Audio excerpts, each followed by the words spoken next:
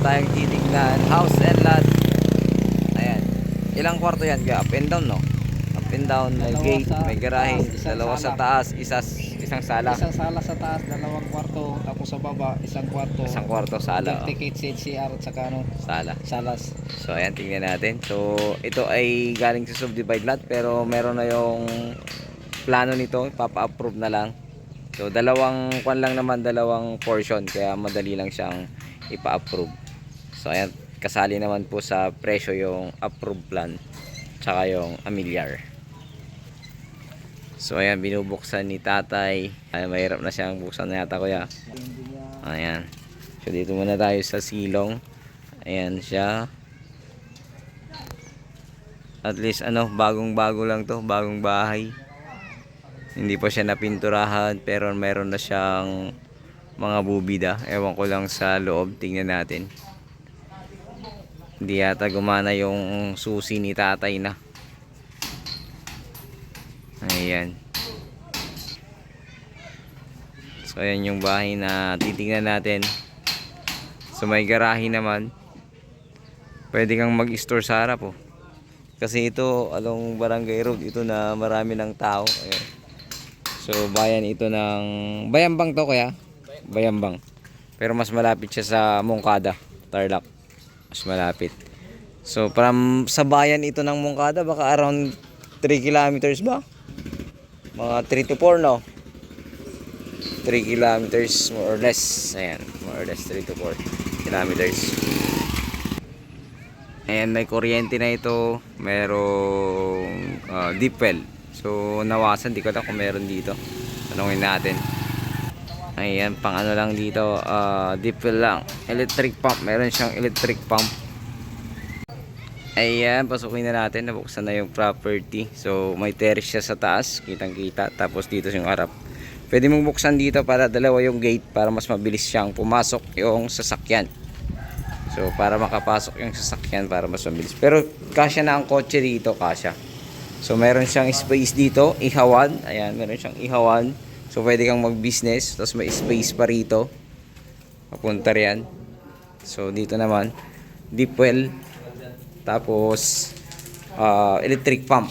Ayan. So may sarili ng kuryente at tubig. So hindi lang nalinisan kasi 3 years na hindi nabuksan ni tatay. 3 taon daw. Binabayaran lang yung kuryente. So ito yung sala.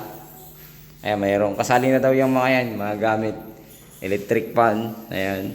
So dito electric stove. Touchscreen. Ayan, touchscreen. Malikabok nga lang. Pero gumagana pa. Pinakita kanina gumagana. So itong tiles lang niya papalitan kasi nahulog kayan. So meron naman siyang cabinet. So ito yung CR nila. So puro buhos po yung ano ba tawag na, slab. Ayan. So meron siyang second floor kasi. Ito yung kasali yan. Yung washing machine, tapos may CR. Tapos ito yung kwarto. Ito, electric chair, kasali na din, aircon. Ewan ko kung gumagana pa yung aircon. Tapos ito, kasali. Basta mga gamit kasali. Slab lahat. So, pintura lang yung kulang. Pintura lang yung kulang. Daming paniki sa taas ka. So, dito marami na daw paniki sa taas. Hindi pa kasi nabubidaan, no? So, wala pang bubida kasi yung taas. Kaya may paniki siya. So, ayan. Ganda rin nito. Ayan, oh. So, maraming paniki dito sa taas. May paniki talaga. So, papunta ng terrace yan. Sala, maluwag pa rin. Tapos, ito yung kanyang kwarto. Ayan, ang dami nilang tayo, no? Dami ng tayo. Pwede ka magulam. May tao na yan. Wala na. Pag may tao. Pero, kailangan palitan na yung bubong doon. Kasi parang nasira nila. Siguro ihi or tayo nila. Oh, yan. Kaya sila nakapasok kasi nasira na yung nandun, no? Ayan, no? So, ito na pinturahan naman dati. Ayan. So, ayun. 3 kwarto. So, pintura at saka bubida dito sa taas ang kulang. Kisame, oh. Tapos yung... Mura lang ito. Yung kinakontrata sa akin, mura lang.